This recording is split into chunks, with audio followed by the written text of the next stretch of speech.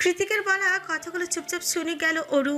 অতঃপর কোনো কিছুর ইঙ্গিত না দিয়ে চোখের পলকে কৃতিকের সিগারেটের পোড়া বাদামি ছোঁচে নিজের উষ্ণতা চেপে ধরে কয়েক সেকেন্ড। আবেগের বশবর্তী হয়ে স্বামীর রাগ ভাঙানোর আশায় এই একটা ছোট্ট চুমু যথেষ্ট ছিল এই মুহূর্তে কৃতিকে ব্লাডি বিস্ট বানিয়ে দিতে। কৃতিকের থেকে নিজের ছোটের কয়েক সেন্টিমিটার দূরত্ব বাড়িয়ে মাথাটা নিচু করে অরু বলে, আর কখনো আপনার উপর রাগ করব না আমি।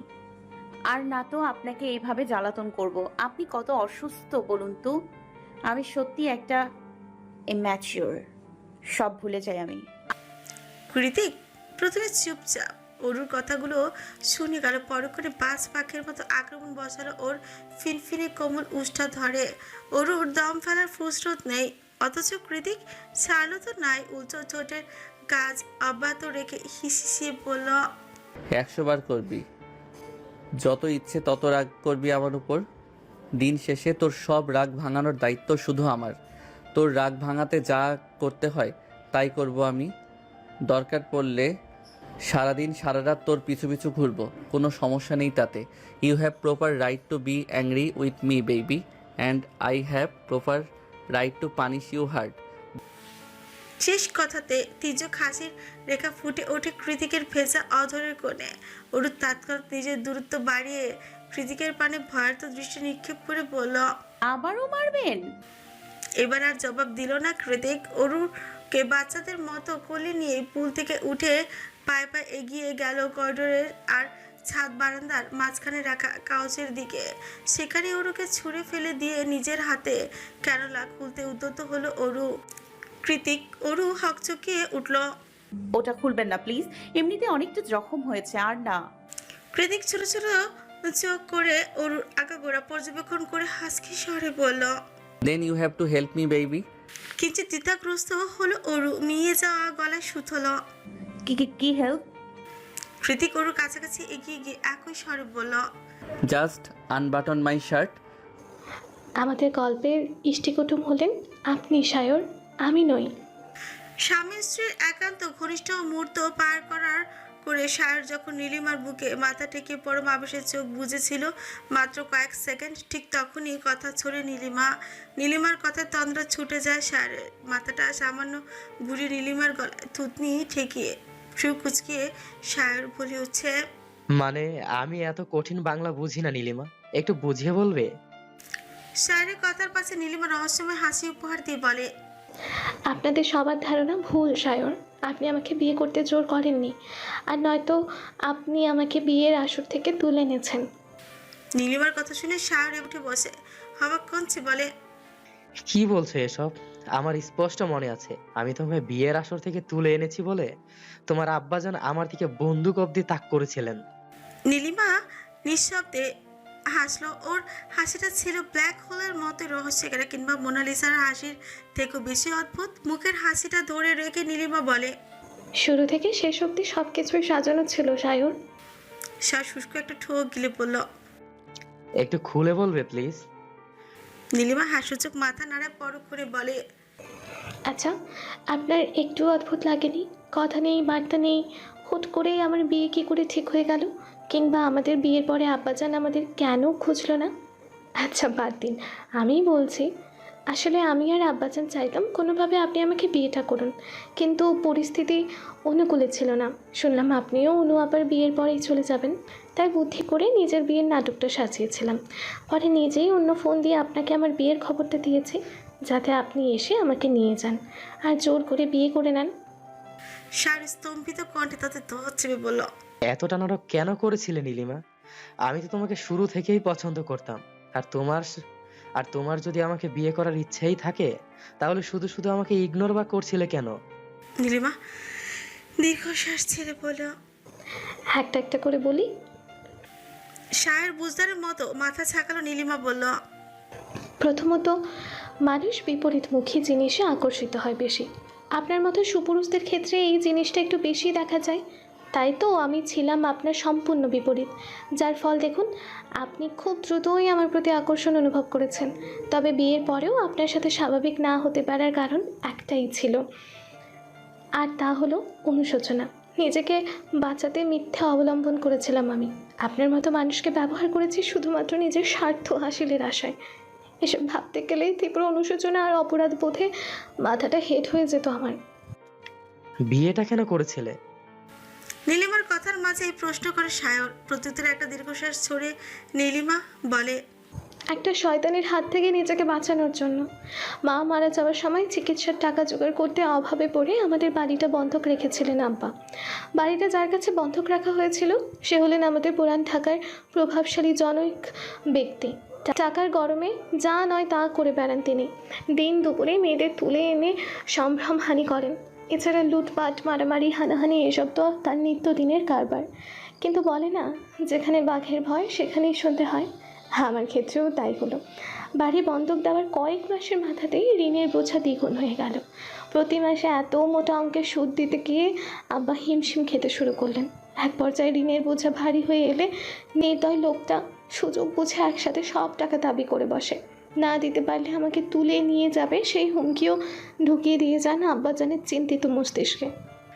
এইডস 2024 নীলিমা, এইরকম লোক এখনো এক্সিট করে? আমি তো ভাবতেই পারছি না। কপালে দুহাত ছেঁকে দুশ্চিন্তাগ্রস্ত কণ্ঠে কথাটা বলল সায়র। সায়রের কথার পাশে নীলিমা বলে, করে। বাংলাদেশে এর থেকেও বহুগুণ খারাপ লোক এক্সিস্ট করে সায়র। তারপর কি হলো? নীলিমা নির্লিপ্ত কণ্ঠে বলে, তারপর আর কি, যা হওয়ার তাই হয়েছে। আব্বাজানের কাকুতে মিনতিতে লোকটা আমাকে তুলে নেয়নি ঠিকই, তবে একটু বড় হতেই পুরো মহল্লায় ঘোষণা করে দিয়েছে সে আমাকে বিয়ে করবে। এমনকি আব্বাকেও হুমকি দিয়ে রেখেছে তার সাথে বিয়ে না দিলে আমাকে সমাজে মুখ দেখানোর অবস্থাতেই রাখবে না। জানেন, সে সময় এমন একটা কুপ্রস্তাবকে চুপচাপ মেনে নেওয়া ছাড়া আর কোনো উপায় ছিল না আব্বাজানের হাতে। নয়তো কোনো দিন দেখা যেত সুস্থ মানুষ ভার্সিটি গিয়েছে আর ফিরে এসেছে লাশ হয়ে। নিজের মেয়েকে হারানোর ভয়ে আব্বাজান সর্বদা তটস্থ ছিলেন। তাই তিনি লোকটাকে অনুরোধ করেন আমাকে যাতে পড়তে দেওয়া হয়, বিয়ে আমার তার সাথেই হবে। লোকটা আব্বাজানের কথায় রাজি হলেও চারিদিকে ততদিনে জানাজানি হয়ে যায় যে আমার বিয়ে ঠিক হয়ে আছে। যার দরুন লোকটার ভয়ে বিয়ের প্রস্তাব তো দূরে থাক, আমার চোখে চোখ তুলে পর্যন্ত কেউ তাকাতো না অবধি। এভাবেই দিন যাচ্ছিল। ধীরে ধীরে নিজেকে বলির পাঠা ভাবতে শুরু করি আমি, কারণ আমার ভবিষ্যতে বলে আর কিচ্ছু নেই। ঠিক এমন একটা দম বন্ধকর জীবনের মাঝপথে আটকে গিয়ে আমি যখন ছটফট করতে করতে শেষ হয়ে যাচ্ছিলাম, ঠিক তখনই ইষ্টিকুটুম রূপে আমার জীবনে পদাচরণ ঘটান স্বয়ং আপনি। ততদিনে মনে মনে আপনার মতোই কাউকে খুঁজছিলাম আমি সায়র। ওপরওয়ালার কাছে দিন রাত প্রার্থনা করে বলেছিলাম যাতে আমার জীবনে এমন কেউ আসে যা আমাকে নিয়ে পালিয়ে যাবে, হারিয়ে যাবে দূরে, বহু দূরে, অনেক অনেক দূরে নিয়ে গিয়ে সযত্নে নিজের আস্থিরে লুকিয়ে রাখবে সে আমায়। দেখুন, সত্যি সত্যি তাই হলো। আমার প্রার্থনা কবুল হলো। আপনি আমায় বাঁচালেন, আমার জীবনে ইষ্টিকুটুম রূপে এসে আমার রক্ষা কবচ হয়ে গেলেন। এক নাগারে কথাগুলো বলতে বলতে ঠোঁট ভেঙে কেঁদে উঠল নীলিমা। সায়র দ্রুত হস্তে নীলিমাকে বুকে জড়িয়ে ধরে বলল, কাঁদছো কেন বউ? আমি আছি তো, তোমার স্ত্রী কুটুম। এরপর কোন ভুঁড়িওয়ালা আমার বউকে ছিনিয়ে নিয়ে যায়, এরপর কোন ভুঁড়িওয়ালা আমার বউকে ছিনিয়ে নিয়ে যায় আমি দেখব। বেটাকে চোখের সামনে পেলে যদি ওর গোফ টেনে না ছিঁড়েছি, তো আমার নামও সায়র আহমেদ নয়। সায়রের কথা ফিক করে হেসে দিল নীলিমা। নীলিমা হাসছে দেখে সাতের বাঁধন দৃঢ় করে নীলিমাকে নিজের চওড়া বুকের সাথে আষ্টে পৃষ্ঠে মিশিয়ে নিয়ে ওর ঘাড়ে তপ্ত নিঃশ্বাস ছেড়ে সায়র বলল, আজ রাতে আর শুদ্ধ হতে ইচ্ছে করছে না বউ, একদমই করছে না। সুন্দর একটা দিনের সূচনা হলো ধরণীতে। বিগত 19 বছরের জীবনগুলোতে সুন্দর সকাল পার করে এসেছে অরু, তার মধ্যে আজকের সকালটা অন্যতম। অবশ্য অরুর নিকট কৃতিকের সংস্পর্শে সকালগুলো বরাবরই স্বপ্নের মতো সুন্দর আর আনন্দদায়ক। কাল রাতে ঝড়ো হাওয়ার তাণ্ডব ছিল প্রকট, তবে বৃষ্টি হয়নি এক ফোঁটাও। অথচ আজ সকাল সকালই আকাশ বাতাস ছাপিয়ে ঝুম বৃষ্টিতে মুখরিত চারিপাশ। সকালের আকাশটা খুঁটখুঁটে কালো মেঘে ঢাকা পড়েছে। আজ আর সূর্যের মুখ দেখা যাবে বলে মনে হচ্ছে না। আমেরিকার এই এক বেহাল দশা, আবহাওয়ার কোনো ঠিক ঠিকানা নেই এখানে। এই রোদ, এই বৃষ্টি। আজ ওর ঘুম ভাঙল বৃষ্টির রিমঝিম আওয়াজে। বাইরে এক ফোঁটা দিনের আলো নেই। তার পর্দার ভারী পাল্লা টেনে রাখা রুমটাও ঘুটঘুটে আঁধারে ছেয়ে আছে। ওর পিটপিট করে চোখ খুলে পুরো রুম হাঁচড়ে, কোথাও কৃতিকে দেখা পেল না। এই ঝুম বৃষ্টির মাঝে হুট করে কোথায় চলে গেল লোকটা, কে জানে। ওর খুব বেশি এটা ভাবলেও না, আড়মোড়া ভেঙে উঠে বসে স্বভাববশত বিছানা হাঁচড়ে কৃতিকের ফোনটা হাতে তুলে নিল। দুজন আর বাচ্চা দিয়ে সেট করা পাসওয়ার্ডটা খুলে এক একটা ফোল্ডারে ঢুকে এটা সেটা দেখতে লাগলো অরু। যদিও বা অরুর মতে এই মোবাইলটার থেকে বোরিং মোবাইল ফোন দুনিয়াতে আর দুটো নেই। কী সব হাজিবাজি ডকুমেন্টস দিয়ে ভর্তি, সব গ্যালারি তো কিচ্ছু নেই। সর্বশেষ ছবি তোলা হয়েছে আরও 1 মাস 2 আগে। তাতে দেখা যাচ্ছে দার্জিলিংয়ে শহরের হোমস্টে থেকে কাঞ্চনজঙ্ঘার একটা ঝাপসা ভিউ। ধুর, বোরিং। ফোনের সবগুলো সফটওয়্যারে ছোটো মোটো একটা ঢু মেরে হতাশে ছুট উঠে কথাটা বলে ফোনটা সাইডে রেখে দিল অরু। ঠিক এমন সময় ফোন থেকে অজ্ঞাত টুংটাং মেসেজের আওয়াজ পুনরায় আকর্ষণ কেড়ে নিল ওর। তাই তো সকাল সকাল কে মেসেজ দিয়েছে দেখার জন্য আবারও নতুন উদ্যমে ফোনটা হাতে নিল অরু। নোটিফিকেশনে ভাসছে অর্ণবের নাম, সাথে কিছু ভিডিও লিংক আর ছোট্ট একটা বার্তা। ডান ব্রো। ছোট্ট মেসেজের চোখ বুলিয়ে মনের মাঝের কৌতূহল আর দমিয়ে রাখতে পারল না অরু ছটফট করে ঢুকে গেল লিঙ্কে। আর ঢুকে যা দেখলো তাতে সমস্ত গা গুলিয়ে উঠল ওর। তৎক্ষণাৎ একটা বিরক্তিকর বা প্রকাশ পেল চেহারা আদলে, সঙ্গে সঙ্গে কয়েক হাত দূরে ছুঁড়ে মারল ফোনটাকে। অতঃপর কৃতিকের উপর ক্রোধান্বিত হয়ে একাই তেতো গলায় বলি উঠল, ডার্ক রোম্যান্স শোনেন, সেটা মানলাম, তাই বলে উনি এই সব দেখবেন? ছি। কথাটা বলতে বলতেই কপালের মাঝে সূক্ষ্ম চিন্তার ভাঁজ পড়ল অরুর। কিছু একটা মনে পড়ার মতো সচকিত হয়ে বিড়বিড়ালো ও। 1 সেকেন্ড, ভিডিওর লোকটাকে চেনা চেনা লাগলো মনে হয়, কোথায় যেন দেখেছি। সন্দেহের বশবর্তী হয়ে অনিচ্ছা সত্ত্বেও আবারও একবার ভিডিওটিতে চোখ বুলালো অরু। আর যা দেখলো তাতে ওর হাড় হিম হয়ে গেল আতঙ্কে। ভীষণ আশ্চর্য হয়ে চোয়াল জোড়া আপনা আপনি দুদিকে ফাঁক হয়ে গেল ওর। মুখ দিয়ে বেরোলো অস্পষ্ট আওয়াজ, রেজা ভাই এসব কি করছে? আর এমন একটা ভিডিও ইন্টারনেটেই বা কি করে এলো? ওর ছোট্ট মস্তিষ্কটা কোনো কিছুর ইঙ্গিত দিতে পারল না। হঠাৎ করে একটু নড়ে চড়ে বসে ভিডিওটাতে আবারও নজর দিয়ে বারবার পজ করে লোকটার চেহারা ভালো মতো পরখ করে অরু। অতঃপর অস্ফুটেই বলল, অর্ণব ভাইয়া রেজা ভাইয়ের এমন গোপনীয় একটা ভিডিও ওনাকে পাঠালো কেন হঠাৎ? কৃত্তিকুঞ্জের সব ঠিকঠাক আছে তো, নাকি সাংবাদিকরা মাকে এসবের জন্য বিরক্ত করছে? হাজারটা দুশ্চিন্তার ভার হয়ে এলো ওর মাথাটায়। মস্তিষ্কে জড়ো হওয়া কোনো প্রশ্নের উত্তর নেই ওর কাছে। সবকিছুর উত্তর জানতে হলে কৃতিককে প্রয়োজন, কিন্তু সে কোথায়? শেষ প্রশ্নটা মস্তিষ্কে নাড়া দিতে কৃতিককে খোঁজার উদ্দেশ্যে মোবাইল সমেত ওর রুম থেকে বেরিয়ে গেল। তাড়াহুড়ে ভুলেই গেল যে ওর পরনে এখনও কৃতিকের ওভারসাইজ টি শার্ট রয়েছে। জামাটা অন্তত বদলানো উচিত ছিল। এইদিক সেদিক খুঁজে অবশেষে কৃতিকের দেখা মিলল জিমে। ছোট ডুপ্লেক্স বাড়িটার সবচেয়ে বড় রুমটাই কৃতিকের ব্যক্তিগত জিমনেশিয়াম। যদিও বা এই রুমে খুব কমই আসা হয়েছে ওর, কারণ জিমে ওর কাজটাই বা কী। তাও আজ খুঁজতে খুঁজতে এখানেই হদিস মিলল কৃতিকের। ওরও একটু উকিঝুঁকি দিয়ে ভেতরে ঢুকেই দেখলো কৃতিক ট্রেডমিলের উপর সমানে দৌড়াচ্ছে। ওর পরনে ওভারসাইজ ব্যাগি প্যান্ট আর কালো রাঙা স্যান্ডো গেঞ্জি, মাথাটা কালো ক্যাপ দিয়ে ঢাকা। তাও পেছন থেকে মাথার শেষ ভাগের সেলাইয়ের দাগগুলো স্পষ্ট ও দৃশ্যমান। চুল বড় হলে হয়তো ধীরে ধীরে ঢেকে যাবে সেগুলো, কিন্তু ছোট ছোট বাজ কাটিং হেয়ার স্টাইলেও যে গৌরবর্ণের জায়ান্ট কৃতিকে এতটা মানাবে সেটা বোধহয় ওরু কল্পনাতীত। আর এই মুহূর্তে ট্রেডমিলের ওপর দৌড়াতে থাকা প্রাপ্তবয়স্ক সুদর্শন যুবকটির চড়া বলিষ্ঠ পৃষ্ঠদেশের দিকে চেয়ে অষ্টাদশীর মুখ থেকে একটা কথাই বেরো, শুধু হাউ ম্যানলি।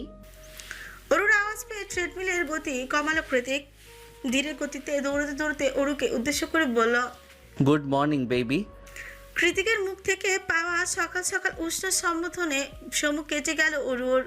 অন্য সময় হলে হয়তো এখন গিয়ে একটু ঢং করতো স্বামীর সাথে, কিন্তু এই মুহূর্তে এসবের জন্য একটুও সময় নেই ওর হাতে। নিজের অচেতন ভাবনাগুলো বড়ই ভাবাচ্ছে অরুকে, যার জন্য সময় নষ্ট না করে কৃতিকের কাছে এগিয়ে গিয়ে ভিডিওটা প্লে করে ওর মুখের সামনে ধরলো অরু। থমথমে গলায় শুধল। কি? কৃতিক খানিকটা মিনারেল ওয়াটার পান করে নতুন উদ্যমে দৌড়াতে দৌড়াতে নির্বিকার ভঙ্গিতে জবাব দিল। তোর মামাতো ভাই রেজার নু ভিডিও। অরু তৎকট মুঠিয়ে বলল। সেটা আমিও দেখতে পাচ্ছি, কিন্তু আপনার ফোনে এসব কি করে এলো? কৃতিক ঠোঁট উল্টালো, গাছার একটা ভাব নিয়ে বলল। শুধু আমার ফোনে নয়, পৃথিবীতে যত সোশ্যাল মিডিয়া ইউজার মানুষ আছে সবার ফোনে এটা শো করছে।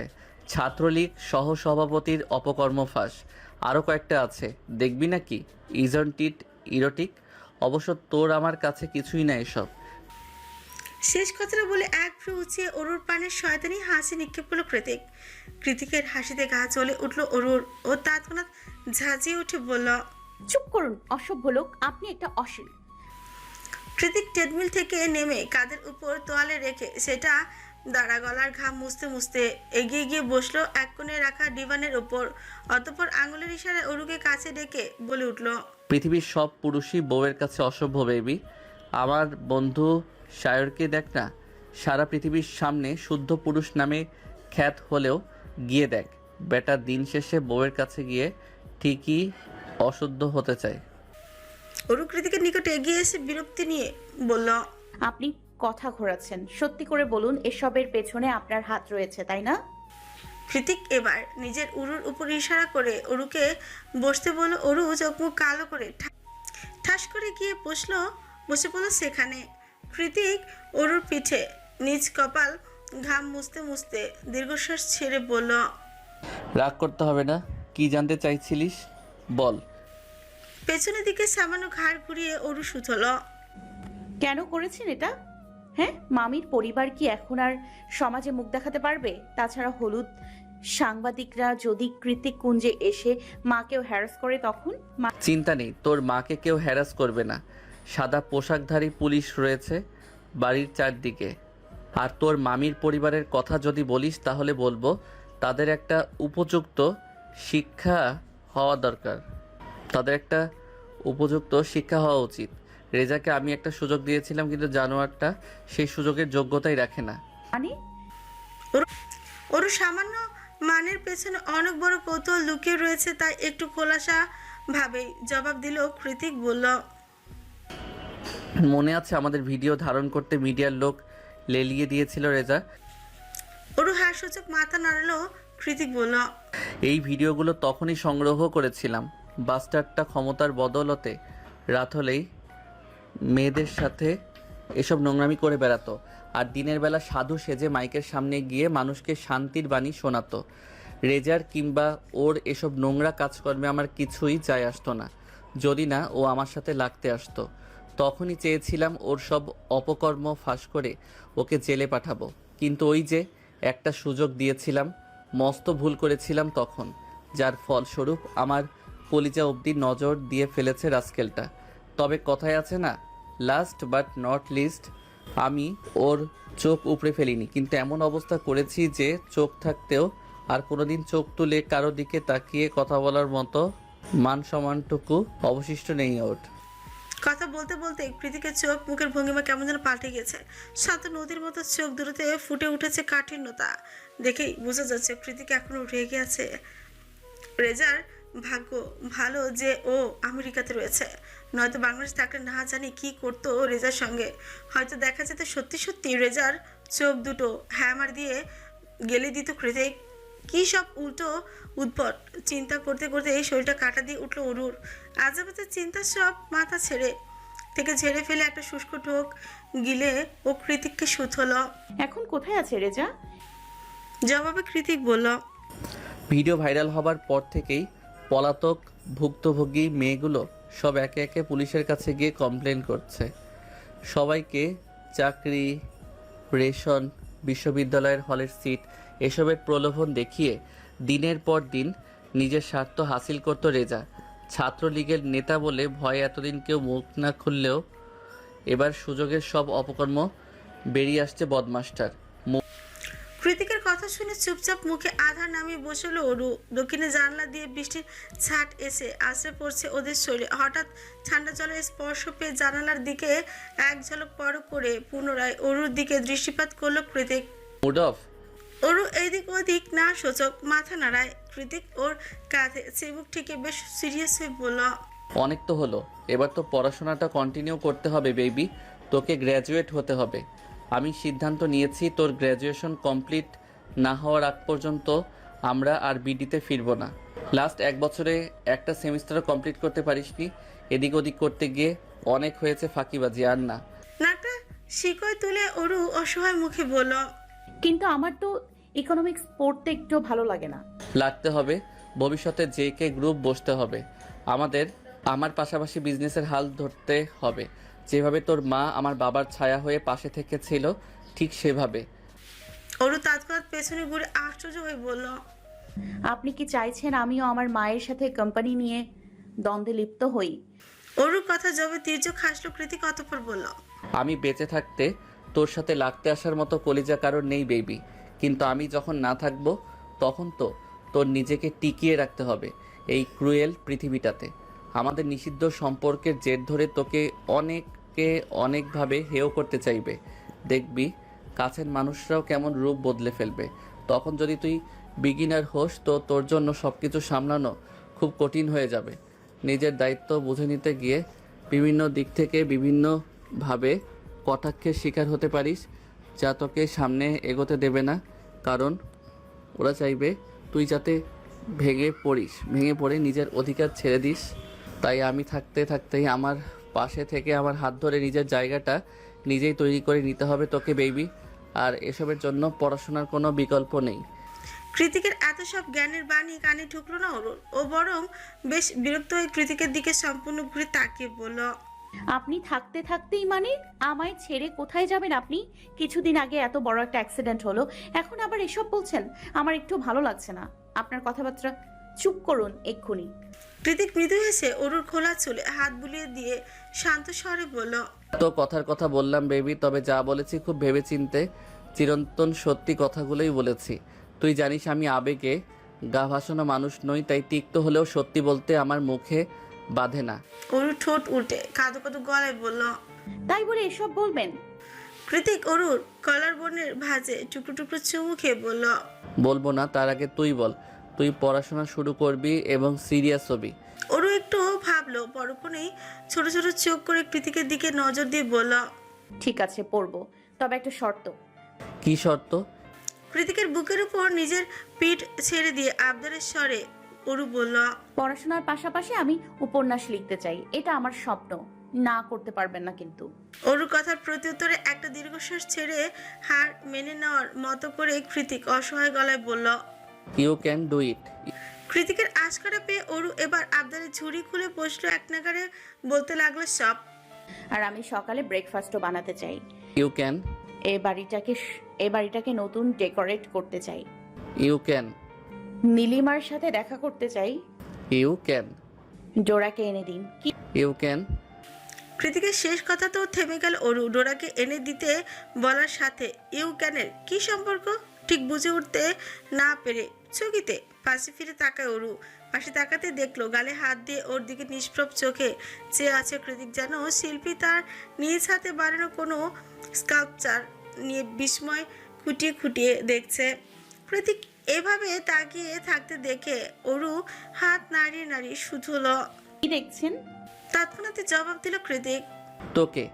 কৃতিকের কথায় খানিকটা লজ্জা পেয়ে নিচের ছোঁচ কামড়ে মাথা পুনরায় নুইয়ে ফেললো অরু। অরুকে লজ্জা পেতে দেখে কৃতিক এবার শটান বসে কাট গলায় বলল, লেনদেনে আমি খুব কড়া অরু, তোকে আমি বিনা শর্তে এত কিছুর অনুমতি দিয়ে দিলাম, বিনিময়ে আমি কি পাবো?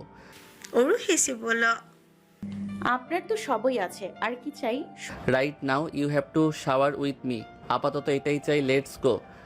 যদিও কৃতিকের চাহিদার কথা শুনে বিশাল বড় একটা ঝটকা খেলো অরু, তবে কৃতিক তার ধার ধারলো না মোচেও, বরং অরুকে টেনে সাথে করে নিয়ে ত্যাগ করলো জিমডুম নদীর স্রোতের মতনই কলকলিয়ে বয়ে যায় সময়। চোখের পলকে খসখস করে উল্টে যায় ক্যালেন্ডারের পাতা, মিনিট ঘন্টা দিন রাত, পরবর্তীতে মাসের পর মাস। কিভাবে সময়গুলো যে চলে যায় তা ঠাওর করা দুষ্কর। স্থান কাল ভেদে সময়ের এই পরিবর্তনে কিছুটা মিশ্র প্রতিফলন ফেলে যায় মানুষের মাঝে। কেউ মরীচিকার মতো হাসে বেড়ায় পুরনো ফেলে আসা স্মৃতি, কেউ বা এক বুক আশা নিয়ে প্রতীক্ষা করে নতুনের আগমনী বার্তার। আজ তেমনই একটা সুন্দর দিন, এলিসার বেবি শাওয়ার। আজ দেখতে দেখতে কখন যে 7টা মাস পেরিয়ে গেল, পেটের মাঝে একটু একটু করে বেড়ে ওঠা সত্যটার আসারও সময় হয়ে গেল, অথচ কোনো কিছুই সেভাবে অনুভব করতে পারল না এলিসা। কি করে বা পারবে? গত 7 মাসে প্রেগনেন্সি সিকনেস ওর ধারে কাছেও ঘেঁষতে পারেনি। বেবি বাম্প নিয়েই কর্পোরেটর অফিসে ফুল টাইম ডিউটি করে গিয়েছে পুরোটা সময়টাতে।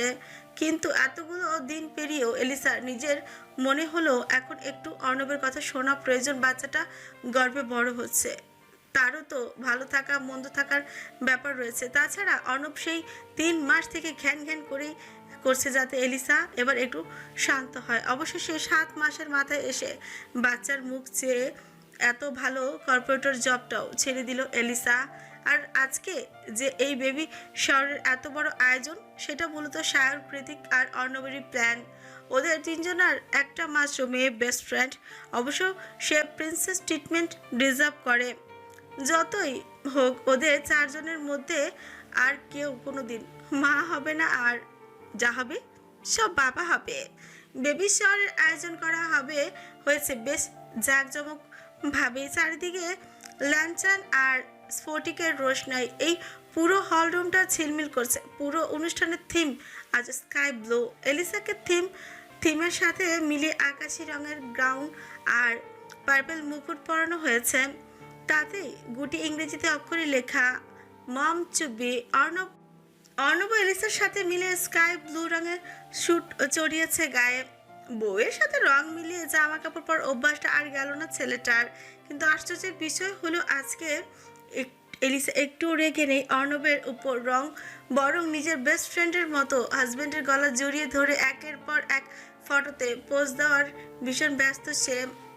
হলের এক কোণে ডোরাকে কোলে নিয়ে দাঁড়িয়ে এলিসা অর্ণবকে দেখে মৃদু হাসলো অরু, অতঃপর চোখ ঘুরিয়ে তাকালো প্রত্যয়ের অনুর দিকে। গত মাসে আমেরিকা এসেছে অনু। আসলে এসেছে বলে ভুল হবে, প্রত্যয় জোর করে নিজের সাথে নিয়ে এসেছে অনুকে, কারণ অনু 2 মাসের অন্তঃসত্ত্বা। মাঝখানের কোম্পানি বেশ কয়েক মাস দেশে ছিল প্রত্যয়। পরে যখন অনুর এই অবস্থা হলো, তখন নিজের অনাগত সন্তানের সুরক্ষার কথা চিন্তা করে আর একা একা ইউএসএ ফিরতে পারল না প্রত্যয়। একজন দায়িত্বশীল স্বামী আর সন্তানের মতোই আব্বু আম্মু স্ত্রী সমেত ফিরে এলো সে। প্রত্যয় ছোট্ট অ্যাপার্টমেন্টে এখন প্রতিনিয়ত খুশির ফোয়ারা বয়ে যায়। মাঝে মধ্যে তো অরু এসে যোগ দেয় ওদের পারিবারিক আড্ডায়। তারপর সন্ধ্যা হয়ে এলেই কোথা থেকে যেন কৃতিক ফিরে এসে ওকে ঠিক সময় মতো নিয়ে যায় তার ছোট্ট বউকে। বউটাও নিয়ে আবার রাত্রিবেলা একদম রিস্ক নেয় না সে। অরুকে কাছে না পেলে যদি ঘুম না হয়, সেই দুশ্চিন্তায় স্বভাবটা যে শুধুমাত্র কৃতিকেরই তেমনটা বলে মিথ্যে বলা হবে। আজকাল অরুরও তো ঘুম হয় না তেমন, মানুষটার শক্ত চড়া ঢেউ খেলানো বুকে মাথা না ঠেকালে। কি রে, কি ভাবছিস? নীলিমার আকস্মাৎ যাকে ভাবনা সুতো ছিল অরুর। ধ্যান ভেঙে গেল, অরু আস্তে করে ঘাড় গেল নীলিমার পানে। শ্যামা মেয়েটাকে আজ এই অফ হোয়াইট গাউনের চমৎকার লাগছে। কি সুন্দর গাউনের সাথে ম্যাচিং করে হেয়ার স্টাইল করেছে, পুরোই ডিজনি প্রিন্সেস সিন্ড্রেলা। অবশ্য নীলিমার এই পরিপাটি সাজগোজের পেছনে শায়ের অবদান সবচেয়ে বেশি, কারণ আগে পরে যে কোনো পার্টি ফাংশনে নিজের পার্সোনাল স্টাইলিস্টকে দিয়ে নীলিমার ড্রেস আপ করায় শায়র। ওই জন্যই প্রত্যেকবার চমৎকার লাগে নীলিমাকে, যেন কোনো সর্বোপরি পারফেকশনের ঊর্ধ্বে যা থাকে তাই হলো নীলিমা। আবার কি ভাবতে বসলি বলতো? ওর পাশের চেয়ারটাতে আয়েশ করে বসে কথাটা বলল নীলিমা। অরু এবার এগিয়ে গিয়ে নীলিমার পাশে বসলো। ডোরাকে আদর করতে করতে নীলিমাকে শুধল। শুনলাম লন্ডন গিয়েছিলি, কেমন কাটলো ভ্যাকেশন? নীলিমা ছুঁচ উল্টে জানালো। সায়র শুটের কাজে বিজি ছিল খুব, সেভাবে ঘোরা হয়নি। তোদের কি খবর? এই চলছে, বকুনি ঝকুনি আর পড়াশোনা। নীলিমা নিঃশব্দে হাসলো, অতঃপর বলল, তুই বলেই কৃতিক ভাইয়াকে সামলাতে পারিস, অন্য কেউ হলে নির্ঘাত মুখ চালাতে গিয়ে ওনার হাতে মার খেয়ে ভর্তা হয়ে যেত। নীলিমার কথা শুনে অরু মৃদু হেসে কৃতিকের পানে চাইল, যে এই মুহূর্তে হলের এক কোণে দাঁড়িয়ে অতিথিদের সাথে কুশল বিনিময় ব্যস্ত সময় পার করছে। পরনে ফুল ব্ল্যাক স্যুট, তার কানে লাগানো এয়ারপড, হাতে ঘড়ি, এমনকি চাইটা অবধি কালো রঙের। কৃতিকের চুল বড় হয়ে গেছে এখন, সে আগের মতোই খাট ছুঁইছি, লম্বা চুলগুলো বেশ স্টাইল করে সেট করা।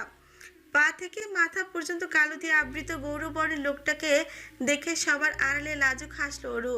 এই ভেবে লাজুক হাসলো যে এই ড্যাশিং হ্যান্ডসাম হিরোদের মতো দেখতে ছেলেটা তার প্রতি কি ভীষণভাবে আসক্ত। গত 7 মাসে কতবার কত রকম ভাবেই না পাগলামি করেছে তার জন্য। প্রয়োজনে শাসন করেছে, নিজের রাগ সংবরণ করতে না পারলে অতিরিক্ত একটুই করেছে। তবে দিন শেষে ঠিকই অরুর রাগ ভাঙতে উঠে পড়ে লেগেছে। নিজেকে যতটা অসহায় প্রমাণ করলে অরুর মন টলবে, ঠিক ততটাই দুর্বল হয়েছে সে। সেই সময়গুলোতে কোথায় যেন উবে যায় কৃতিকের ম্যানলি ইগো। পাছে এসে ভর করে আদর্শ স্বামী হওয়ার ভীষণ পায় তারা। তবে পুরো পৃথিবী সেই ফেরের জায়ান্ট কৃতিকটাকে আবিষ্কার করতে পারেনি কোনো কালেই, যা অরু পেরেছে। অরুকে যদি কেউ কখনো জিজ্ঞেস করে, এই বদমেজাজি উগ্র লোকটার সাথে কি করে থাকো বলো তো, অরু তখন একগাল হেসে জবাব দেয়, তোমরা যা জানো না তা কেবল আমিই জানি, কারণ আমি ওনার উগ্রতা নয় ভালোবাসার মাপকাঠিতে তলিয়ে আছি। যেখানে ওনার এক বুক ভালোবাসার রাজ্যে উগ্রতা নিছকেই এক কীট পতঙ্গ মাত্র। ভালোবেসে সেটুকুও সহ্য করতে না পারলে ভোলাটার ভালোটার বাসলাম কই। কৃতিকের দিকে সেই তখন থেকে শুকনো মুখে চেয়ে আছে দেখে নীলিমা অরুকে কুনি দিয়ে খোঁচা মেরে এলিসাকে দেখিয়ে বলল, তবে যাই বলিস না কেন, অনু আপা আর এলিসা আপু কিন্তু এগিয়ে গেল আমাদের চেয়ে।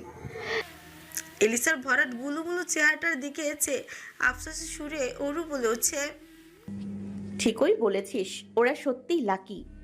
অরু আফসোস শুনে মনটা ভার হয়ে এলো নীলিমার। পরকারী বুদ্ধিমানের মতো চট করে নীলিমা বলে উঠল, বেবি নিলে কেমন হয় বলতো? আমি তো শাহরুখকে বললেই ও বেবি নেওয়ার জন্য লাফিয়ে উঠবে। অরু কাঁচামাচু করে কৃতিকের দিকে দৃষ্টিপাত করে দীর্ঘশ্বাস ছেড়ে বলল, তুই তো চাইলেই পেয়ে যাবি, কিন্তু আমার যে অনুমতি নিতে হবে। অরু যখন কথা বলছিল তো ঠিক তখনই স্টেজ থেকে বল নাচের ঘোষণা করলো ক্যাথলিন আর তার ফিয়ন্সে। ঘোষণা শুনে শায়রের সঙ্গে বল নাচ করবে বলে তৎক্ষণাৎ খুশিতে লাফিয়ে উঠল নীলিমা। আনন্দে আত্মহারা হয়ে খুশিতে করতালি দিয়ে নীলিমা জায়গা ছেড়ে উঠে গিয়ে পুনরায় ফিরে আসে। অরু কানে কানে হিসিয়ে বলে গেল, এই সুযোগে জিজুকে কনভিন্স করে ফেল, দেখবি নাচতে নাচতে হ্যাঁ বলে দেবে। চলুন ডান্স করব।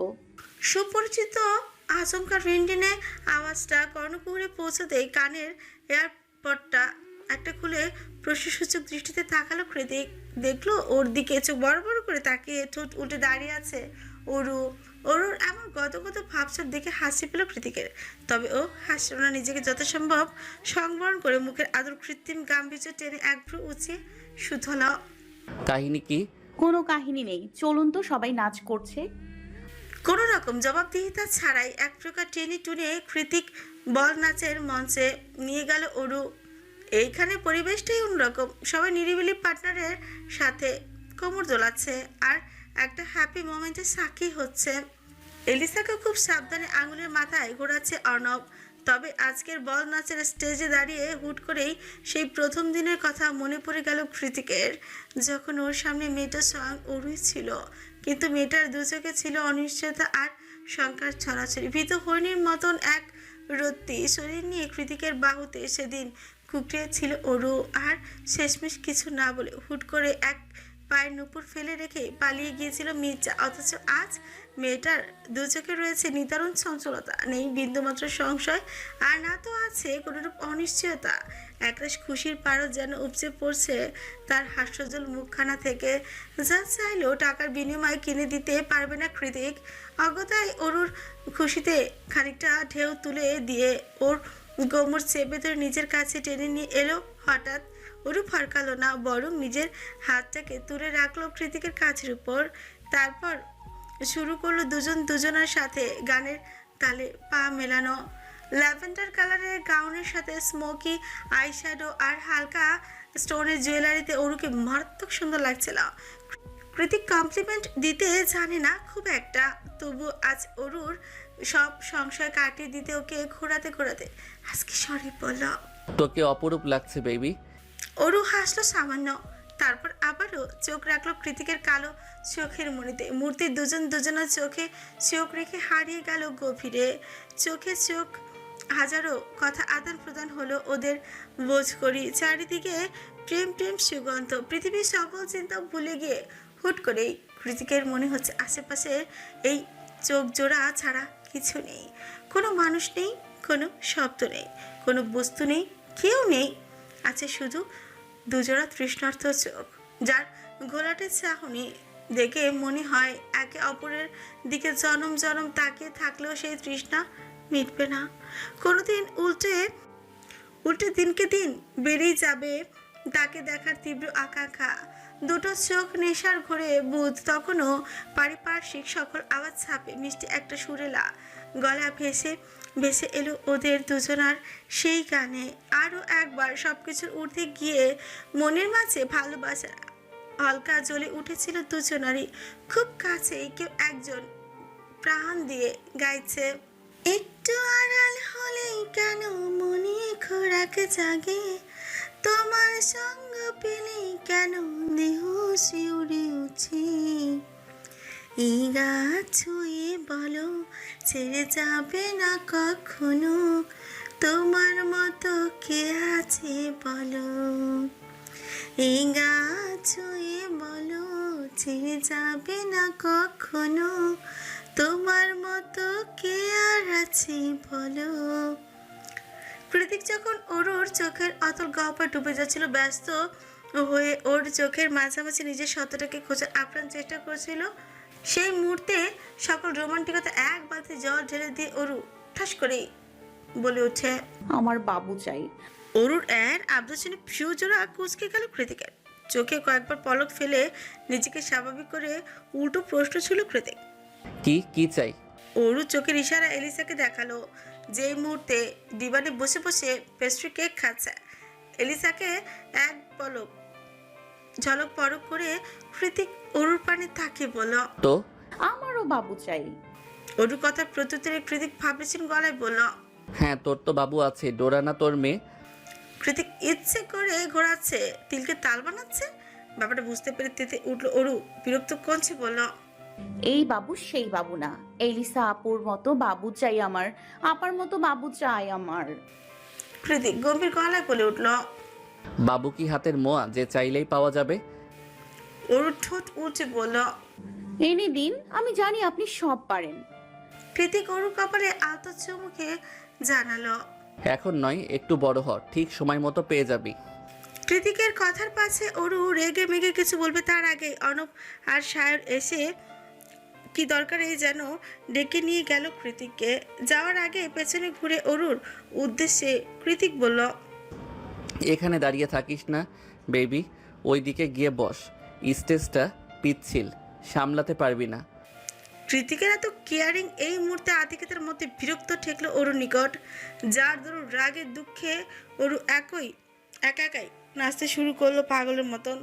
যদিও বা জীবনে প্রথমবার 4 ইঞ্চি পেন্সিল হিল পরে নাচতে গিয়ে অরু জুত করতে পারলো না খুব একটা। কয়েক মিনিটের মাথাতেই কৃতিক যে ওকে এতক্ষণ ধরে সামনে রেখেছিল তার হাতে নাতে প্রমাণস্বরূপ পা মচকে পড়ে গেল মেঝেতে। অরু এবার পড়ে গিয়েছে দেখে দ্রুত ছুটে এলো অনু, উদ্বিগ্ন কণ্ঠে শুধল, কি রে, এভাবে পড়ে গেলে কি করে? ব্যথা পেয়েছিস কোথাও? অরু মাথা তুলে অসহায় স্বরে বলে উঠল, পায়ে ভর দিতে পারছি না আপা, মনে হচ্ছে মচকে গিয়েছে। অনু একটা দীর্ঘশ্বাস ছেড়ে শক্ত হাতে বোনকে তুলে এক সাইডে নিয়ে এসে বসিয়ে দিল চেয়ারে। অরু হঠাৎ ব্যথায় চোখ মুখ খিচিয়ে ফেলছে তা দেখে অনু বলল, তুই বস, আমি এক্ষুনি বরফ ম্যানেজ করে নিয়ে আসছি। বরফ লাগালে ব্যথা কমবে আশা করি।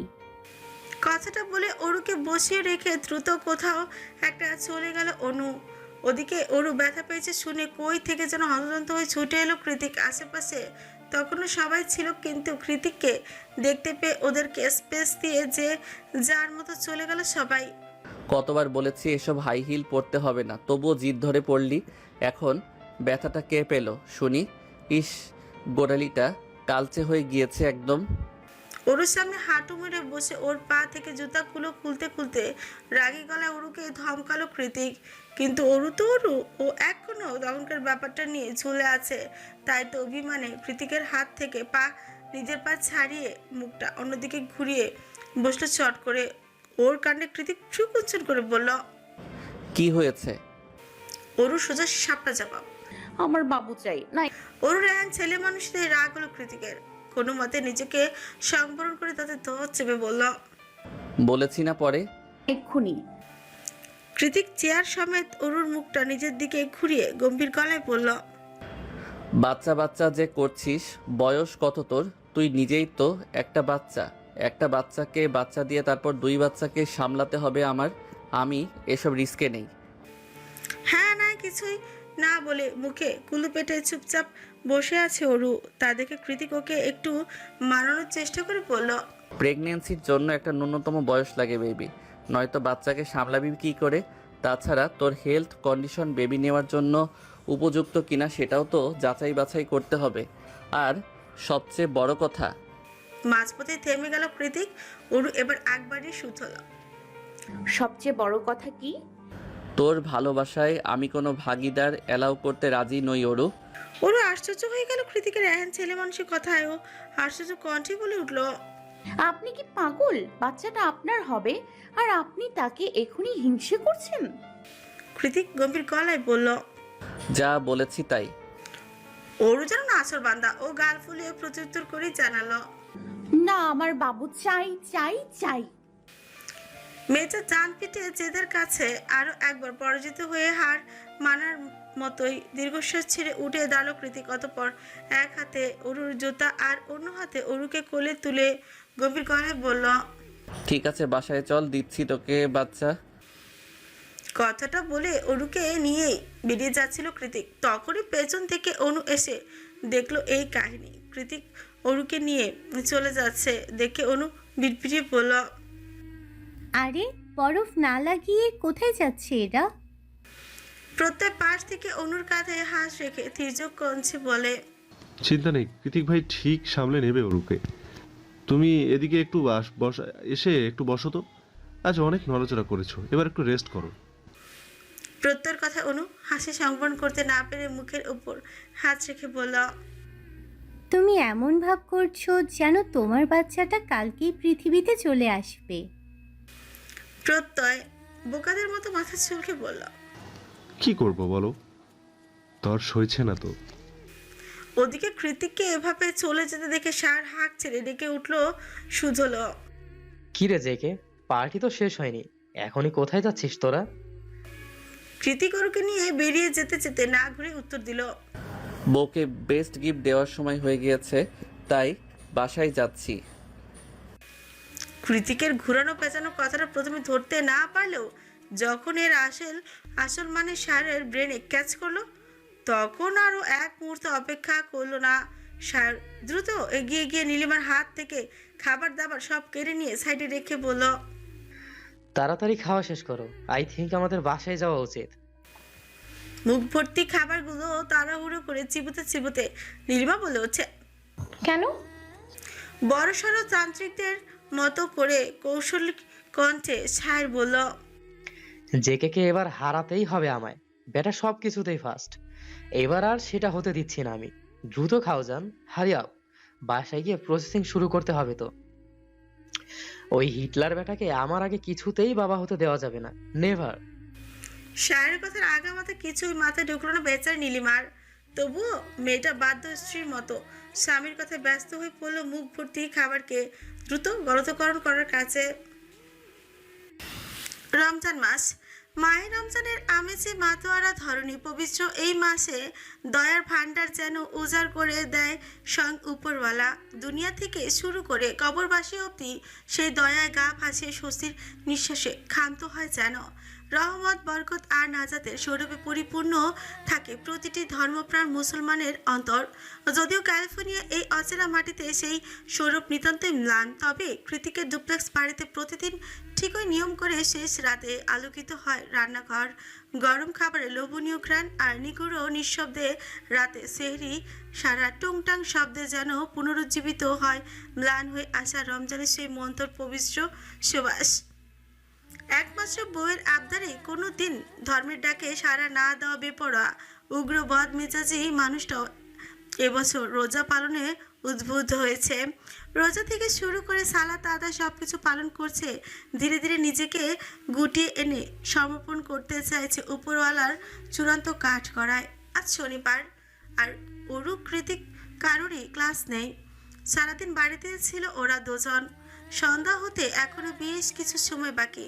মাত্রই আসরের সালাত শেষ করে রেডি হয়ে বেরিয়েছে অরু। কৃতিক বাড়িতে নেই, তাই ড্রাইভিংয়ের দায়িত্বটা নিজের ঘাড়ে নিয়ে এসেছে। নীলিমার বাসায় ইফতার পার্টি আজ। দূর দেশে নিজেদের কাছের মানুষগুলোর সঙ্গে দেখা হওয়ার সূক্ষ্ম এক অজুহাতও বলা চলে। সে যাই হোক, যাত্রার মাঝপথে কৃতিককে দেখতে পেয়ে গাড়ি থামায় অরু। বাইক স্ট্যান্ড করে তাতে ঠেস দিয়ে দাঁড়িয়ে আছে রাস্তার পাশে। অগত কৌতূহলী অরু কৃতিকের সামনে গিয়ে ব্রেক কষল গাড়িতে। লেদার জ্যাকেট, হাতের গ্লাভস আর হেলমেট পরিহিত কৃতিককে দেখলে বরাবরই মুগ্ধ হয় মির্জা। এলোমেলো চোখের এই ড্যাশিং লুকের লোকটাকে দেখলে ভালো লাগা চিনচিন ব্যথা কেমন হাসপাস করে ওঠে ওর নাজুক অন্তকরণ। অরুর কান্না পায়, ভীষণ কান্না, গলা আটকে আসে ব্যাকুলতায়। এই বাজে অসভ্য উগ্র লোকটাকে কেন এত ভালো লাগতে হবে? তাকে দেখলেই কেন মন গলা শুকিয়ে যাবে? তাকে দেখলে কেন এমন গলা শুকিয়ে যাবে? বিয়ে তো আজ হয়নি, তাহলে কেন এত অস্থিরতা? কেন কেন কেন? অক্ষিপুটে নিষ্প্রভ চাহনি ধরে রেখে বিনা বাক্যে গাড়ি জানলার নামায় অরু। কৃতিক এগিয়ে এসে উক্কি দেয় সেথায়। অরু অস্থিরতার পারদে তরঙ্গ ছাস তুলে চকিতে প্রশ্ন ছুড়ে সে। চেহারা এমন ফ্যাকাশে লাগছে কেন তোর? Do you need anything baby? কিছু লাগলে বল, সামনেই মার্ট আছে, আমি নিয়ে আসবো। কৃতিকের কথায় ভ্রুক্ষেপ না করে উল্টো শীতল আওয়াজ হলো ওরও। ভর সন্ধ্যাবেলা বাইক নিয়ে বেরিয়েছেন কেন? দেখে তো মনে হচ্ছে রাইডে যাবেন। আজ যে নীলিমাদের বাসায় ইফতারির দাওয়াত রয়েছে সে কথা ভুলে গেলেন? না সূচক মাথা নাড়ো কৃতিক তৎক্ষণাৎ প্রত্যুত্তর করল। হুম, ভুলিনি। সায়র বেটা এখনো কাজ থেকে ফেরেনি, তাই ওকেই আটকাতে যাচ্ছি। ওর বিস্মিত হয়ে শুধু হয়।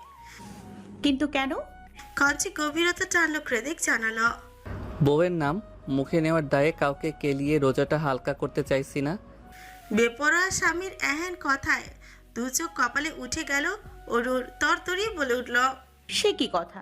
তাই শত হোক আত্মসংযমের মাস।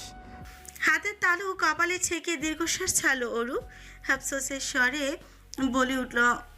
আপনি আর আত্মসংযম হাসালেন। মেয়েটার কথায় বিন্দুমাত্র তোয়াক্কা করে না কৃতিক। ভীষণ তাড়া দিয়ে আকস্মাতই বলে উঠছে। ব্লাড প্রেশার লো হয়ে আছে, তাড়াতাড়ি চুমু খাতো একটা। আজানের টাইম হওয়ার আগে ফিরতে হবে।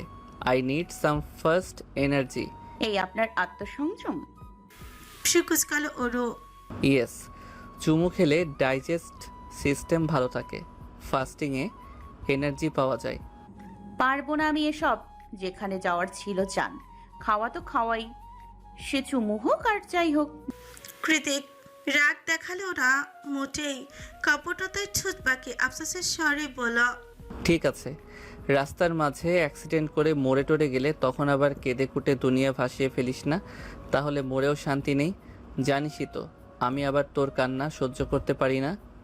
বাক্য শেষ হতে না হতে দু হাতের মাঝে কৃতিকের খড়খড়ে পুরুষালী গাল দুটো আঁকড়ে ধরে ওর কপালে গাঢ় এক চুমু খেলো ওরও। চোখ পাকে অস্থির চিত্তে বলে উঠল। বাজে কথা বলবেন না একদম। দরকার পড়লে একটা নয় হাজারটা দিব। এক চুমুতে থমকে গেল শ্বাস প্রশ্বাস।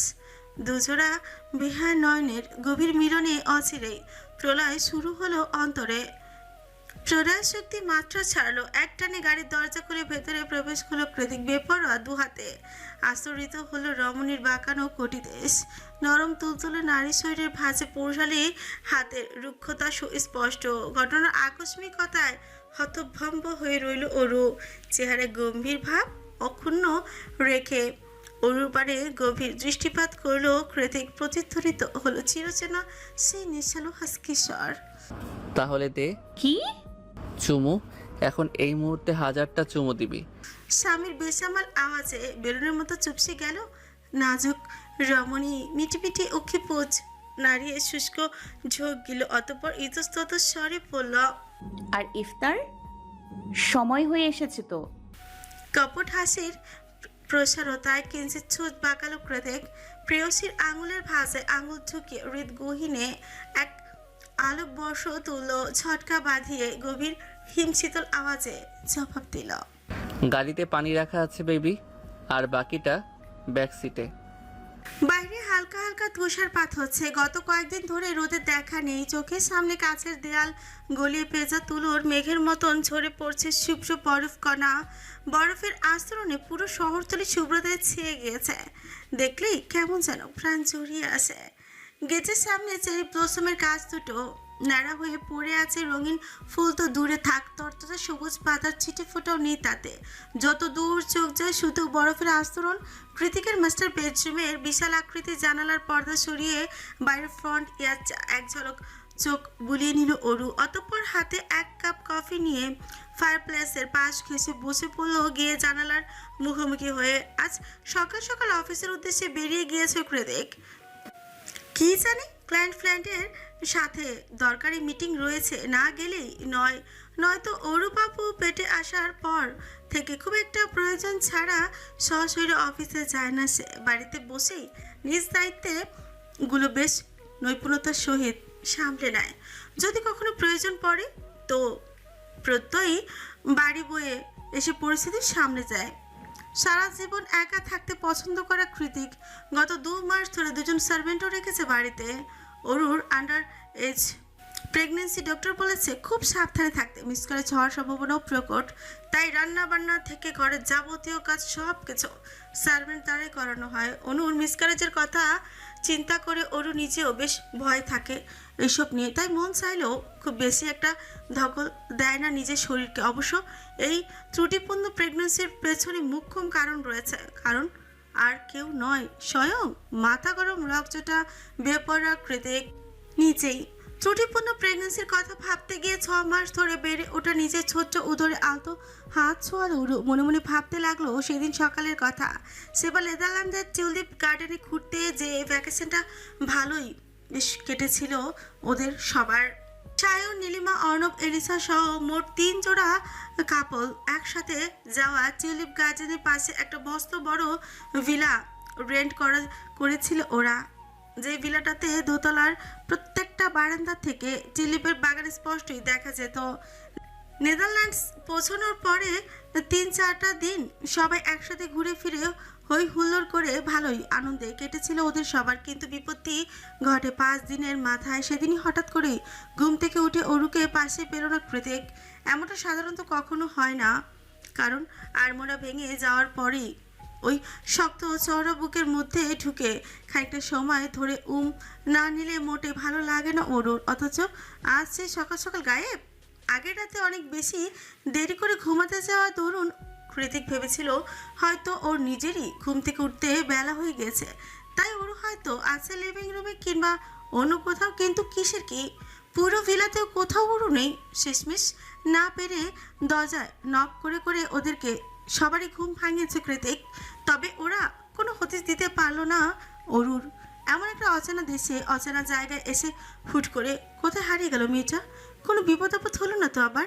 এক আকাশ পরিমাণ হিজিবিজি ভাবতে ভাবতেই এক হাত দিয়ে নিজের চুলগুলো নিজেই খামচে ধরল কৃতিক। ওকে এমনভাবে উদ্বিগ্ন হতে দেখে এলিসা মানানোর স্বরে বলল, শান্ত হজিকে ঠান্ডা মাথায় ঠিক করে ভাব কোথায় যেতে পারে মেয়েটা। আচ্ছা, ফোন করেছিলে নিশ্চয়ই? এলিসার কথায় দাঁত চেপে কৃতিক অতঃপর বিরক্তির সুরে বলে, ফোনটা নিয়ে গেলে তো করব, ইডিয়েট একটা। আজ ওকে খুঁজে পেলে খবর আছে।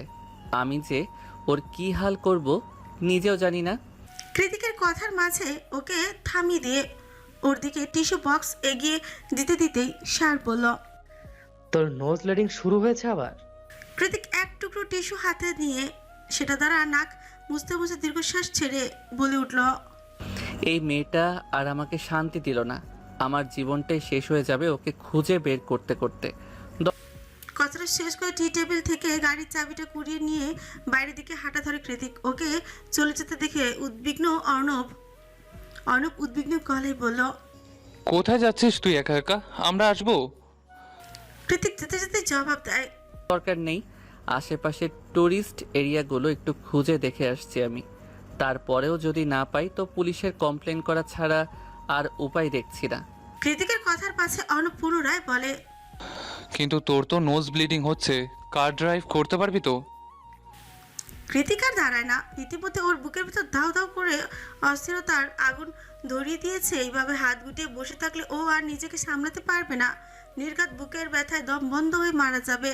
তাই আর দাঁড়িয়ে না থেকে দ্রুত পায়ে বেরিয়ে যেতে যেতে তপ্ত স্বরে জবাব দিল কৃতিক, পারবো। সারাটা দিন হন্য হয়ে এদিক ওদিক খুঁজেও লাভ হলো না কোনো। কৃতিক ধারণা করেছিল ওর হয়তো বা পাকামি করে একা একাই কোনো টিউলিপ গার্ডেনে ঢুকে পড়েছে, কিন্তু তেমন কিছুই নয়। অবশেষে উপায়ন্ত না পেয়ে একটা বিষণ্ণতা আর ভারাক্রান্ত মন নিয়ে পুনরায় ভিলাতে ফিরে এলো কৃতিক। উদ্দেশ্য ফোন করে পুলিশকে জানানোর, তারা যদি কোনো সোর্সের মাধ্যমে খুঁজে দিতে পারে ওর হৃদস্পন্দনকে। তখন তাড়াহুড়ো ফোনটাও নিয়ে বের হতে পারেনি, তাই আবারও ভিলাতে ফিরতে হলো কৃতিককে। কৃতিক যখন চোখ বন্ধ করে ভারী নিঃশ্বাস ছেড়ে ঘরের দুয়ারে পা রাখে, ভেতরে গিয়ে সবার এক এক করে নানান প্রশ্নের জবাব দিতে হবে সেই ভেবে যখন ওর বক্ষপিঞ্জরে ব্যথায় চঞ্চল করে ওঠে, ঠিক তখনই ভেতর থেকে ভেসে আসে এলিসার ধমকাধমকির আওয়াজ। কাউকে উদ্দেশ্য করে একটু রাগান্বিত স্বরেই বলছে এলিসা, কোথায় গিয়েছিলে তুমি? সারাটা দিন একটা খোঁজ নেই, খবর নেই। জেকেটা উদ্ভ্রান্তের মতো খুঁজে বেরিয়েছি তোমায়। কি জানি হয়তো পুলিশকেও কল করে দিয়েছে এতক্ষণে। আজ ও ভিলাতে ফিরলে তোমার সাথে কি হবে ভাবতে পারছো? এইটুকু শোনা মাত্র কৃতিকের কৌশলে মস্তিষ্কটা সচল হয়ে উঠল। কার উপর ভীষণ ক্রোধান্বিত হয়ে চোয়ালটাও শক্ত হয়ে গেল মুহূর্তেই। মাথার মধ্যে ফল ফলে উঠে বেড়ে ওঠার তীব্র ক্রোধটা কৃতিক সামলালো না মোচেই, বরং দু হাত মুষ্টিবদ্ধ করে হনহনিয়ে ভেতরকে বাজ পাখির মতো ছো মেরে শক্ত হাতে চেপে ধরল অরুর চোয়াল। কৃতিকের হাতের বাঁধন এতটাই শক্ত যে অরুর মনে হচ্ছিল এক্ষুনি গালের হাড় ভেঙে হাড্ডি সব গুঁড়ো গুঁড়ো হয়ে যাবে। আমাকে না জানিয়ে কোথায় গিয়েছিলি বল? দাঁতে দাঁত পিষে ওর উদ্দেশ্যে প্রশ্ন ছড়ে কৃতিকের এমন খ্যাপাটে সিংহের মতন আচরণে ভরকে যায় সবাই। নীলিমা ভয়ে ছিটিয়ে গিয়ে শার্ট খামচে ধরে হিসিয়ে বলল, ভাইয়াকে থামাও, ওরকে তো মেরেই ফেলবে আজ। শার্ট ঠোঁট পাকিয়ে হাসলো, অতঃপর নীলিমার মুখের কাছে মুখ নিয়ে পিড়পিড়ালো। কিছুই করবে না। কৃতিক রক্ত চক্ষু গরম করে ওরকে ভস্ম করে দিতে চাইলো, সেভাবে ক্রুদ্ধ কণ্ঠে পুনরায় জিজ্ঞেস করলো, কোথায় গিয়েছিলি জবাব দে। তোকে না পেলে আমি যে কুত্তার মতো তোকে খোঁজার জন্য পুরো শহর চষে বেড়াবো সেই হুঁশ ছিল না তোর ব্রেইনে? Answer me. গর্জে উঠল কৃতিক। ওর এহেন কঠোর ধমকে কম্পিত হয়ে উঠল অরু। ফুপিয়ে কেঁদে উঠে তৎক্ষণাৎ জবাব দিল, আমি তো একটু বড় টিউলিপ গার্ডেন দেখতে গিয়েছিলাম, ভেবেছিলাম চলে আসবো তাড়াতাড়ি, কিন্তু গাড়ি পাইনি একটাও। এই কাকে মিথ্যে গল্প শোনাচ্ছিস তুই? শহরের এমন কোনো টিউলিপ গার্ডেন নেই যেখানে আমি তোকে পাগলের মতো খুঁজিনি। আর তুই এখানে আমাকে বানিয়ে বানিয়ে উপন্যাসের ডায়লগ শোনাচ্ছিস। কলিজায় ভয় নেই? এ পর্যায়ে গর্জে উঠে অরুর বুকের কাছে জামাটা খামচে ধরে ওকে নিজের কাছে নিয়ে এলো কৃতিক।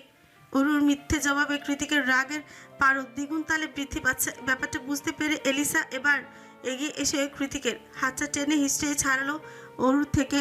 অতঃপর ক্রন্দনরত অরুকে নিজের বাহুতে টেনে নিয়ে বলল, অনেক হয়েছে জেকে, আজকের মতো ছেড়ে দে মেয়েটাকে।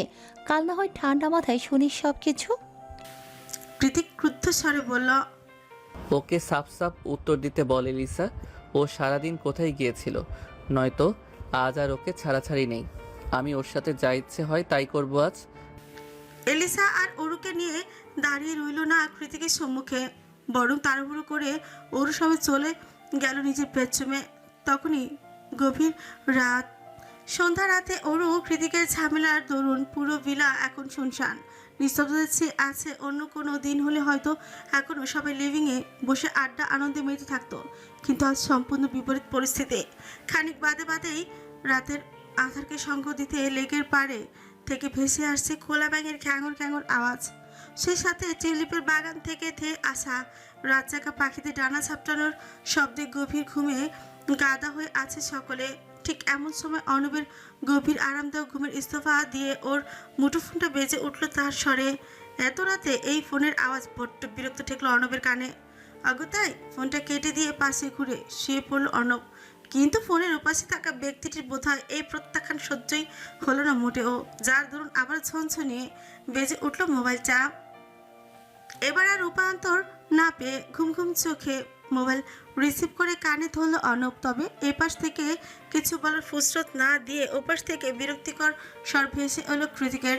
সে দাঁত কচমুটিয়ে বিরক্তিকর কণ্ঠে বলে উঠল, শালা, ফোন তুলছিস না কেন? মরে গেছিস?